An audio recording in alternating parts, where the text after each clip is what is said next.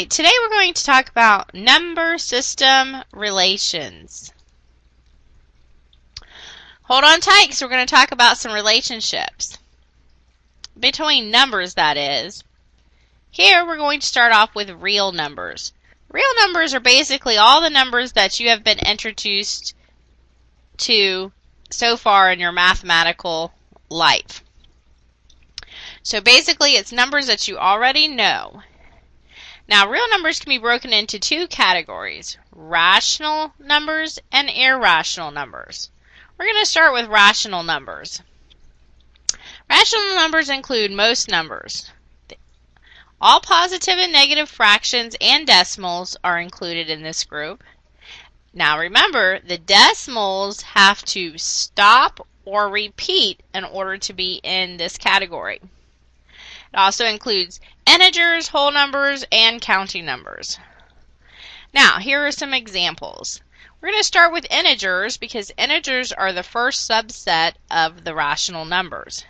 Integers include numbers like -3, -2, -1, 0, 1, 2, 3, on and on forever in both directions. These are numbers you would have seen on a number line, maybe in a class at some point, or just a number line in general. So any number that you would normally see on a number line is integers. Next we have whole numbers. Whole numbers are part of integers.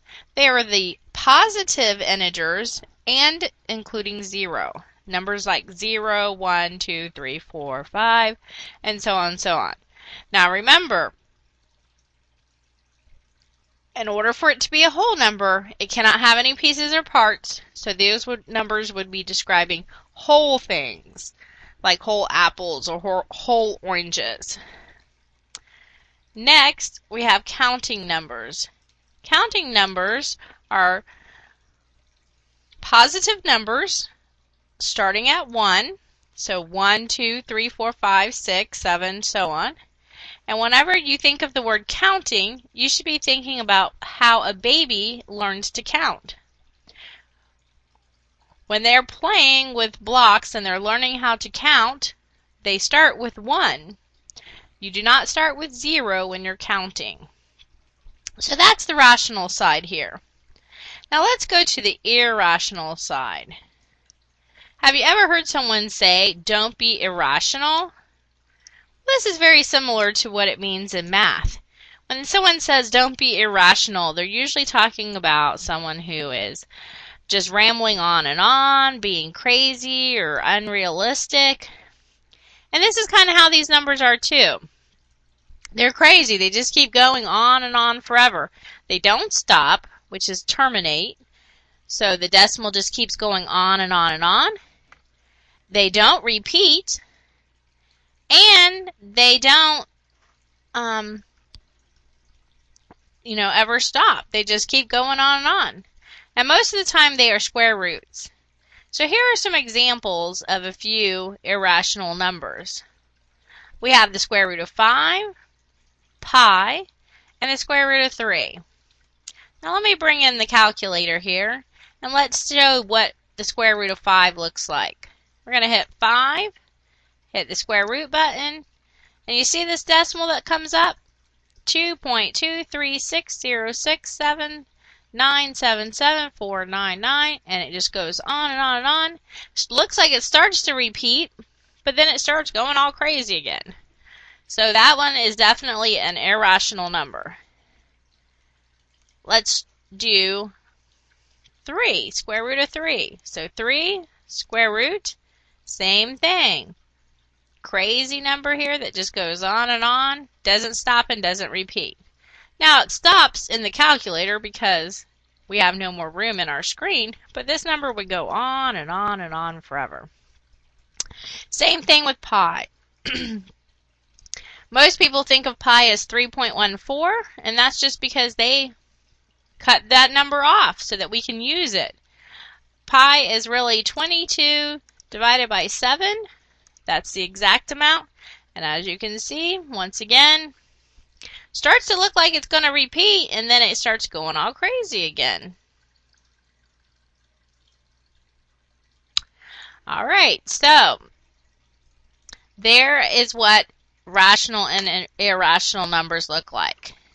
Now we'll move on to do some more examples to help you get a better understanding of the rational and irrational. So here we have 3 different examples. They first are asking, what kind of number is 1/4? Well, remember, we said real numbers are all numbers that you've been introduced to so far. So 1/4 is definitely a real number. So let's check that one. Rational or irrational? If I take this number fraction and I put it into my calculator, is it going to stop or terminate when I change it to a decimal? Definitely. It comes out to be 0.25. So it is a rational number. That means it cannot be irrational. Next, is it an integer? Would it be listed on a number line?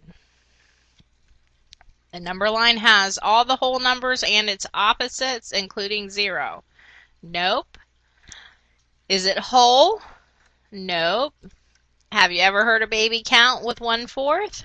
Nope. So all it is real and rational. All right, what about the number square root of 18? Well, let's pull that calculator back up. 18 square root. Look at it very closely. I don't see anything like that that's repeating. So, yes, it's a real number. It is a irrational number because it does not stop or repeat. An integer. Could it be on a number line? No. A whole number? No. Can't count with it, and you can't buy apples, say square root of 18 apples. So all this one is a real number and an irrational number. Next we have the number 2. Well, number 2 is definitely real. Rational, definitely. Irrational, no. Integer, would that be on a number line? Yes, it would. Is it whole? Can I say I'm buying 2 apples? Yes. And would a baby use it to count with? Yes. So the number 2 is all these except for irrational. Well, I hope that helps you determine what kind of number you're dealing with. If you need any further help, give your instructor a call.